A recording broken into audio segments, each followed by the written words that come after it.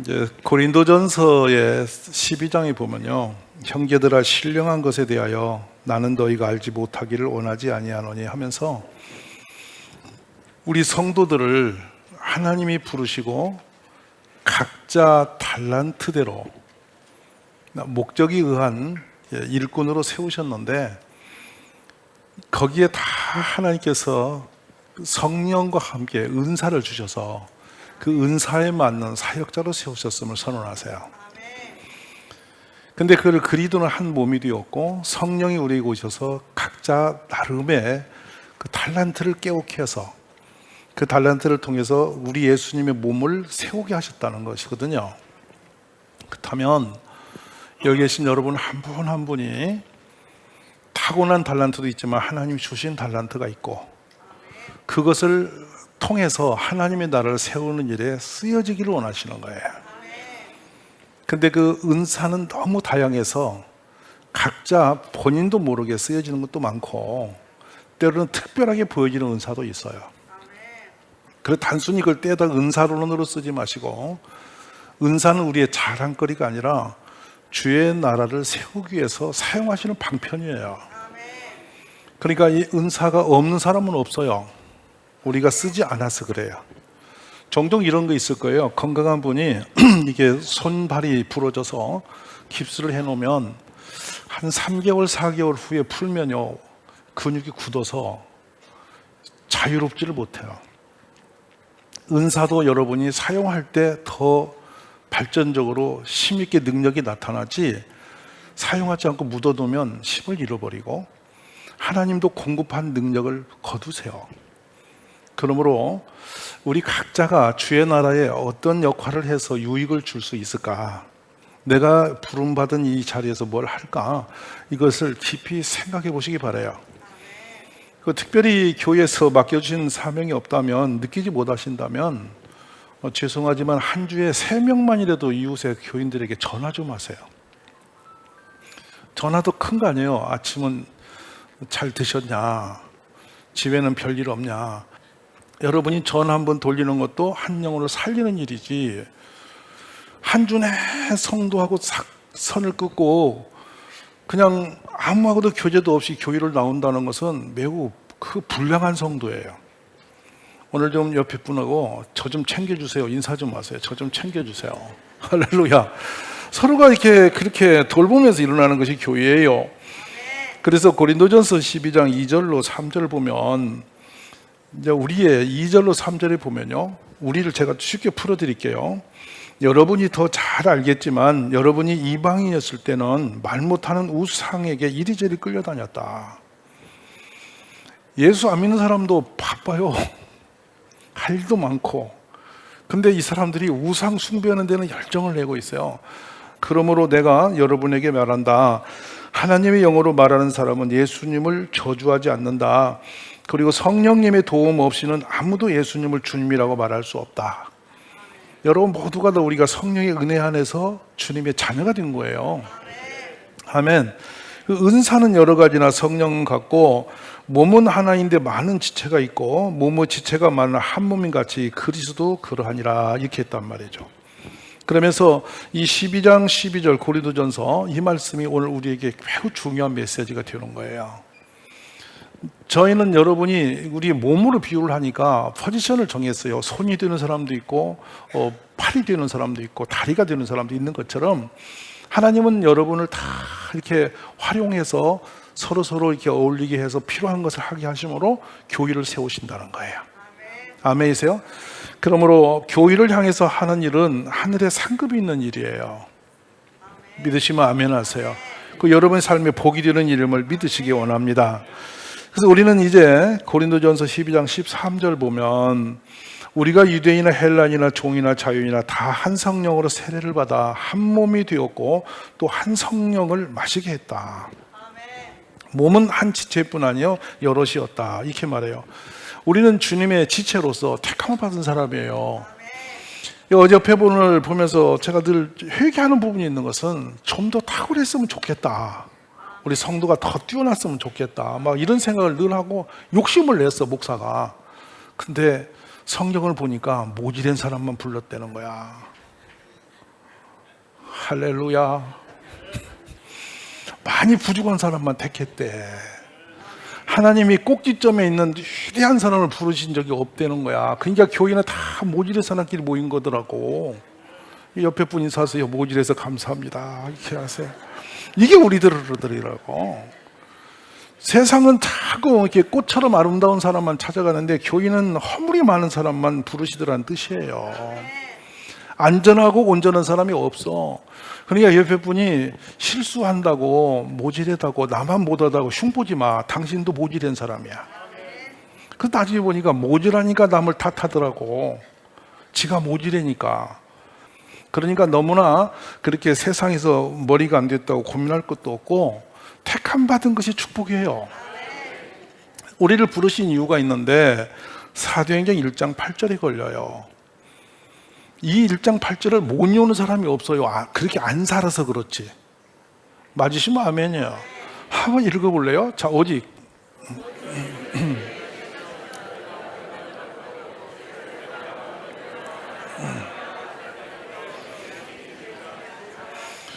예, 이 권능이 우리에게 있으면 주실 일도 없어요. 우리는 원래 능력이 없다는 거예요. 아멘. 그러니까 능력 있는 사람인 줄 알고 결혼했더니 능력 없다고. 아니요, 잘 본 거예요. 능력 없었어요 원래. 맞으시면 아멘 하세요. 이분이 훌륭한 줄 알았어요. 아니요, 부실한 사람이었던 거예요. 겉은 멀쩡한데 별로 내놓을 게 없는 사람이었던 거예요. 그러니까 나하고 만난 거예요. 맞으시면 아멘 하세요. 불쾌하시지 마시고 편하게 들으셔. 성경적이야. 그래서 위로부터 능력을 주시고 권능을 주셨다는 거예요. 그랬더니 그 사람이 증인이 되어가지고 땅끝까지 전도하러 다니대. 이게 우리에게 부르심의 목적의 핵이에요. 할렐루야. 그래서 마태복음 24장 14절에 보면은 한번 읽어봅시다.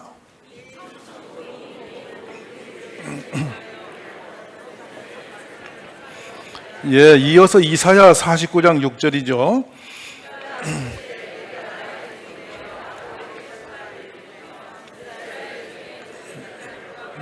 예, 시편 22편으로 갑니다. 예.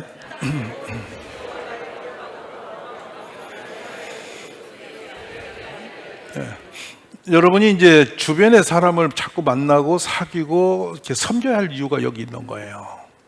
예수님이 섬기라는 것은 우리의 헌신적인 삶을 통해서 많은 주변 사람이 행복해지기를 원하는 거거든요. 감동을 주는 거거든요.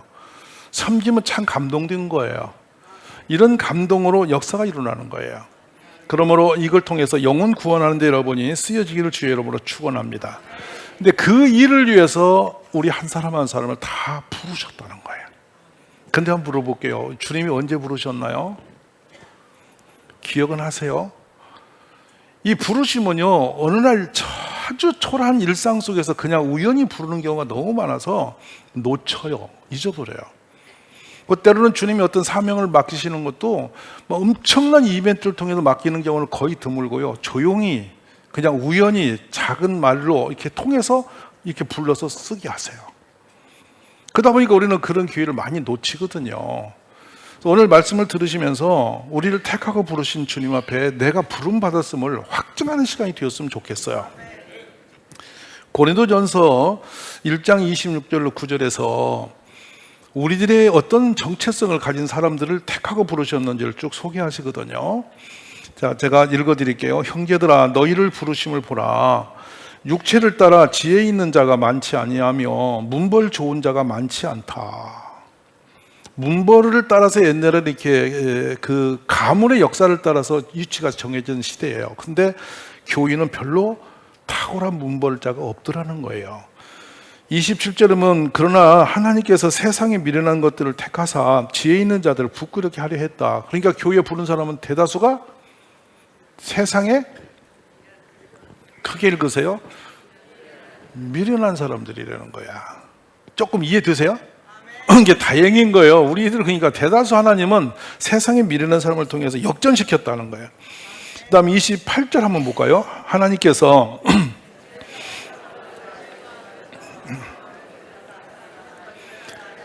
예, 대단히 중요해요. 천하고 멸시받고 없는 사람들을 택해서 이 유능하고 지혜로운 자들을 멸하게, 패하게 하려고, 이겨먹게 하려고 했다는 거예요. 이게 왜 그렇습니까? 하나님이 좀 뛰어난 사람은 고르시지 그랬어요. 했더니 29절 답을 주세요. 이는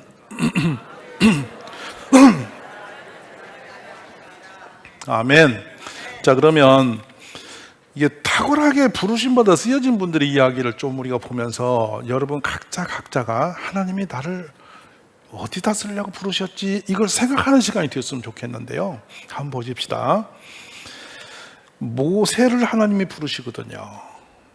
근데 모세가 출애굽시 3장 11절에 보면 하나님께 대답을 이렇게 해요. 내가 누구이기에 바로에 가며 이스라엘 자손을 애굽에서 인도하여 내리까? 부름받고 가라는 말 앞에 뜬금없는 대답을 한다고요. 내가 누구기에? 이거를 이제 히브리 말로 미 아노키 이렇게 하는데 내가 누구? 후? 나도 나를 모른다고요. 여러분 아세요? 나도 날 잘 모르겠대. 그만큼 자신이 약해져 있는 거예요. 나는 뭐야 라는 것을 할 수가 없는 거예요. 근데 어떻게 나도 나를 모르는 나를 왜 부르십니까? 라는 거예요. 이게 모세가 하나님의 부르심 앞에 놀라서 고백했던 장면이에요. 그런데 그 장면으로 들어가면 출애굽 3장 1절로 한번 가볼게요. 가보면 자 보세요. 얼마나 평범한 상황에서 시작이 됐는지 봅니다. 모세가 그의 장인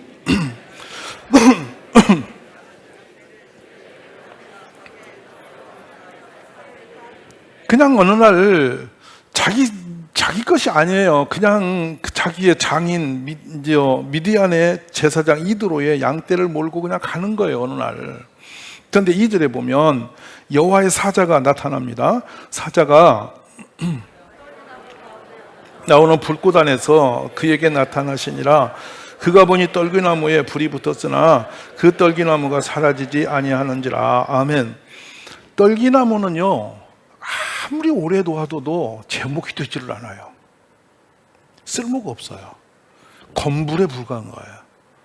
하나님이 나타나면 백양목 막 대단한 곳에서 나타나시면 얼마나 멋있겠어. 근데 이렇게 초라한 곳에 불꽃처럼 펄펄펄 타는 불이 있는데 가서 불이 다 타고 없어지지 않고 계속 불만 있고 떨겨나면 그냥 있는 거예요. 그게 기적이에요. 그래서 모세가 다가간다니까. 그랬더니 그 속에서 모세야 모세하고 자기 이름을 불러. 세상에서 광야에서 양치던 40년간 양만 몰고 다니는 이 모세를 불러줄 사람이 아무도 없어. 세상에 나를 알아보는 사람이 아무도 없는 거라고. 근데 하나님만 아셔. 얼마나 놀라운 부르심인지 모르겠습니다. 그래서 흔해 빠진 떨기나무 속에서 그러나 불은 꺼지지 않고 하나님의 은혜는 언제나 약한 곳에 강하십니다. 여러 가지 메시지가 여기서 담겨져 나옵니다. 그렇습니다. 하나님은 언제나 우리 곁에 계시는 분이시다. 오늘 또 여러분을 붙드시고 계신 분이 하나님이심을 믿습니다. 그래서 우리를 택하실 때는 강한 사람이 전혀 없고 탁월해서가 아니라 부족한데 부르셨다는 거. 그래서 이것이 은혜입니다. 그러므로 우리 모두는 은혜 입은 사람이에요. 맞죠? 보니까 그래요. 덜커덕 어느 날 우리가 태어나서 내가 뭐가 되리라 꿈을 꾼 사람이 있을까요? 나는 뭐가 되리라고 계획하고 이 땅에 태어난 분 아무도 없어요. 살다 보니 그렇게 되어져 있는 거예요. 이게 신비로운 거예요. 어느 날 그렇게 되었다 그거예요. 근데 돌아오면 그것이 다 하나님의 은혜였어요. 믿음이 있기를 간절히 바랍니다. 한번 읽어봅시다. 1장 35절에서부터. 자, 또 이튿날 예수께서 거니심을 보고 말하되 보라 하나님의 어린 양이로다. 두 제자가 그의 말을 듣고 예수를 따르거늘. 아멘. 이게 어떤 장면이냐면 세례 요한이 있었어요. 예수님 오시기 전에. 근데 세례 요한이 어느 날 예수님이 가시는 걸 보면서 봐라 하나님의 어린 양이다. 그자 세례 요한 곁에 있던 두 제자가 예수님한테 가버린 겁니다. 따라 나섰어요. 마태복음 18절에서 봅니다. 갈릴리 해변에 다니시다가 그의 형제 안드레가 바다에 금을 던지는 것을 보시니 그들은 어부라. 말씀하시되 나를 따라오라. 내가 너희를 사람을 낳은 어부가 되게 하리라 하시니 그들이 곧 그물을 버려두고 예수를 따르니라. 여러분, 베드로가 이렇게 너희를 사람을 낳는 어부가 되게 하리라고 이렇게 할칠 때 그 목적을 알았을까요? 이게 뭔 말인지 이해가 됐을까요? 전혀 모르고 따라 나선 겁니다. 그냥 예수님이 부르기가 갔는데 이 사람이 그냥 부름을 받았는데 어떤 식으로 부름 앞에 반응을 했는가가 중요해요. 이게 베드로와 우리의 차이점이거든요. 자, 22절 봅시다. 그들이 뭐뭐 버렸대요? 배와 아버지. 앞에 20절에는 그물을 버려두고. 그래서 제가 우리는 그냥 배를 안 갖고 있으니까 배를 버렸든지 엎었든지 상관이 없어. 여러분은 배를 가진 적이 없어 잘. 근데 이 당시에 배값이 얼마 줄까를 계산하면 또 관심이 가겠지. 그렇죠. 당시에 베드로가 고기 잡던 배들을 78년도에 그 호숫가에서 그 당시에 배가 발견됐어요. 뻘 속에서. 그래서 배 사이즈를 보니까 15명 정도 탈 수 있는 배였어요.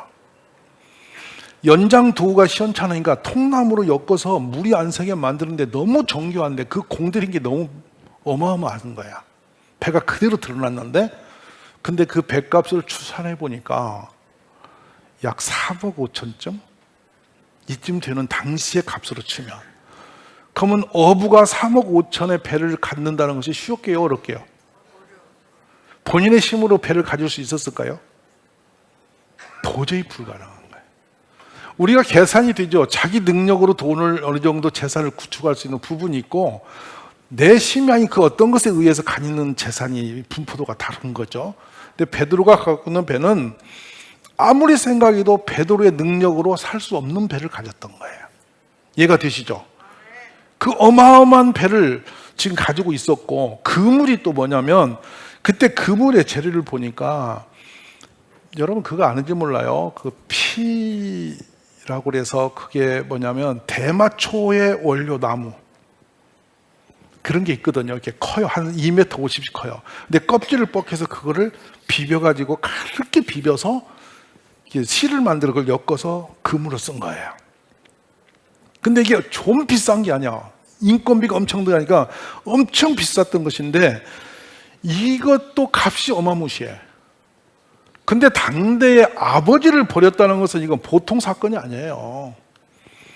이 모든 것을 일시에 놓고 예수님이 부른다고 그냥 덜렁 따라 나선 거예요. 이게 베드로는 어떤 사람이냐면 즉흥적인 사람이에요. 끝까지 그 성품을 가지고 헤매고 다녀요. 우리 교회도 그런 분 많이 계시죠. 성질이 막 불같이 급한 분이 있어요. 근데 뒷끝은 없어요. 지푸레 꺼져요. 맞아요, 안 맞아요? 어떤 분은 성질 안 낸 것 같은데 오래 곱씹고 껌씹고 계셔요. 그런 분도 계셔요. 이 다양해요. 근데 항상 교회도 보면 성질이 급한 사람이 사고는 저질러. 근데 또 그것도 욕 같은 사람이 나와서 마무리를 해요. 그렇게 조화가 이루어져 있어. 이 교회 참 재밌는 곳이에요. 누가 그냥 어질러 놓으면 누가 또 치우러 가고 이러는 거예요. 그러니까 다 달란트가 달라. 근데 서로가 그렇게 어울려서 작품이 되는 거예요. 하여튼 베드로는 성품이 무지무지 급한 사람이에요. 그러니까 오직하면 배고 뭐가 다 때려치고 그냥 바로 나서버린 거야. 나중에 보니까 장모님까지 모시고 갔어. 이게 베드로 성품이에요. 여러분 교회 나올 때 집 팔고 논 팔고 온 사람 없잖아. 몽땅 때려치고 나타난 사람인데 이게 베드로의 성품인데요. 세상으로 보면 매우 불완전한 사람이에요. 이런 남자 만나면 여러분 평생 고생해. 무슨 말 알아? 앞뒤 안 가리고 뛰어들면 뒷감당 할 수가 없어. 근데 베드로는 이렇게 사고를 친 사람입니다. 근데 그 베드로가 시간이 흘러가면서 계속 변하는 게 아니라 사고를 계속 쳐요. 무슨 말 알아듣겠어요? 이 설교를 들을 때 여러분 주변에 떠오르는 인물이 있을 거예요. 지 승질값에 인생 휘젓고 다니는 사람 많이 있어요. 근데 보세요. 아버지도 버리고 배도 버리고 그물도 버리고 덜렁 따라 나섰어요. 대책이 있나요? 없어요. 예수님이 어떤 희망적인 기가 막힌 그림을 주셨나요? 그것도 없어요. 미래에 살 길은 있나요? 아무 대책도 없이 대안도 없이 그냥 부른 거예요. 근데 왜 갔냐? 우리 예수님은 모든 걸 책임지는 분이다. 믿으시면 아멘 하세요. 기가 막힌 분입니다. 그런데 이 아무것도 없는 초라한 이 사람이 그 급한 성질 하나 붙들고 예수님 앞에 덜커덕 가버렸는데 그 뒤로 계속 그 성질로 인해서 사고를 칩니다. 이제는 풍랑 위로 떨어들어서 바닷물에 빠져 죽을 뻔도 하고, 예수님을 3번씩이나 부인하고 헛소리도 하고, 또 양심이 있어 찔려갖고 또 울고 앉았고, 별짓을 다 해요. 그런 나중에 예수님 잡으러 왔더니 말고의 귀를 칼로 또 잘라버리고, 뭐 예수님 내가 당신을 끝까지 지키겠다 해놓고 그날 밤에 가서 예수님을 막 욕하면서 반항해버리고, 별짓 다 한 사람이에요, 베드로. 그 믿음이 없어서 얼마나 없냐면 나중에 예수님이 부활하신 걸 보고도 그 제자들 다 동원해서 물고기 잡으러 또 가버리고, 그래서 주님이 나타나서 시몬의 아들 요한의 아들 시몬아 네가 나를 사랑하냐, 또 주님이 아시지 않냐고 또 덤비들고, 별짓 다 한 사람이에요. 이 베드로의 약함과 허무한 인생이 바로 우리들의 인생이죠. 그럼 뭘 보냐? 만약 베드로가 예수님을 만나지 않고 그냥 있었으면 어떤 인생 될게요? 상상해 보세요. 그 성질머리로 그렇게 살았으면 베드로의 인생은 뭐가 됐겠어요? 참 무참히 물고기 잡다 인생 끝날 사람 아니었나요? 근데 주님이 그를 택하셔서 허물이 많은 베드로를, 그 불같은 인격과 성품을 다 놓아도 그대로 들고 사용하시는데요, 하루아침에 바꿔서 사용하신 게 아니에요. 끝없이 사고치고 끝없이 불신앙으로 헤맸는데 성령을 주심으로 그가 변화합니다. 변하고 나니 얼마나 놀라운 세계가 보이냐면, 이제는 그 겁이 많던 베드로가 담대한 용사가 되어요. 길에 나가서 예수님을 증거합니다. 3,000명이 그의 설교를 듣고 감동을 받아요.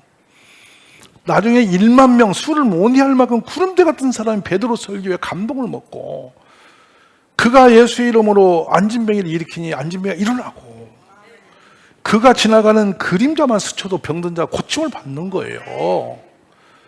예수님을 만나고 난 뒤에 베드로는 완벽한 놀라운 기적의 사람이 돼요. 할렐루야. 저는 이 가운데 계신 여러분 모두가 그렇게 되기를 원합니다. 자신의 인생 하나 감당치 못하던 초라한 자기 인격 하나도 감당치 못하던 사람이었는데, 그렇게 실패도 많고 연약한 사람이었지만 주님 앞에 사명 앞에 설 때, 하나님의 일을 맡고 딱 책임을 지고 뜰 때 기적 같은 일이 일어나기 시작한 거예요. 그래서 그의 이름은 반석이 되었고, 천국 열쇠를 손에 쥔 자가 되었고, 교회의 사내들인 교회의 지도자가 되어진 것입니다. 할렐루야. 저는 여러분이 주님 앞에 부름받고 그렇게 쓰여지기를 주의 이름으로 축원합니다. 한없이 부족했습니다. 너무도 약했습니다. 그럼에도 제자가 되게 하셨고 사도가 되게 하셨습니다. 늘 부끄러웠습니다. 그러나 그의 이름을 반석 위에 세우셨습니다. 넘어져도 일어 세워주셨고, 부인해도 그를 다시 돌이켜주셨고, 물고기 잡으러 가도 찾아오셔 다시 돌이켜주신 것이 주님이십니다. 그래서 그는 불꽃처럼 살았고 용사가 되어 살았고, 나중에는 감히 주님같이 그 모양으로 죽을 수 없다 하여 스스로 달려가 십자가에서 완전히 내 발 벌린 사람으로 까꾸로 매달려 죽임을 당하는 그 사람이 되었습니다. 사랑하신 여러분, 세상에서 내 모습대로 살 때는 너무도 약하지만 주님 손에 붙잡히면 여러분 위대한 길을 걸을 수 있습니다. 오늘 우리의 삶은 생활이 그렇게 여러분 많은 세월이 우리에게 주어진 것은 아닙니다. 그렇지만 그 시간 동안에 주님 앞에 쓰여지기를 기도하십시오. 택함받아 사용되기를 구하시기 바랍니다. 그래서 작은 연약한 지체 한 사람이라도 가슴에 안고 기도하며 세워가는 우리들, 힘이 없는 사람 조금이라도 손이 되어주고 발이 되어주는 우리 가족들, 예수의 이름으로 여러분이 나가서 그렇게 작은 일을 섬기는 일에 하나님 나라가 일어날 줄로 믿습니다.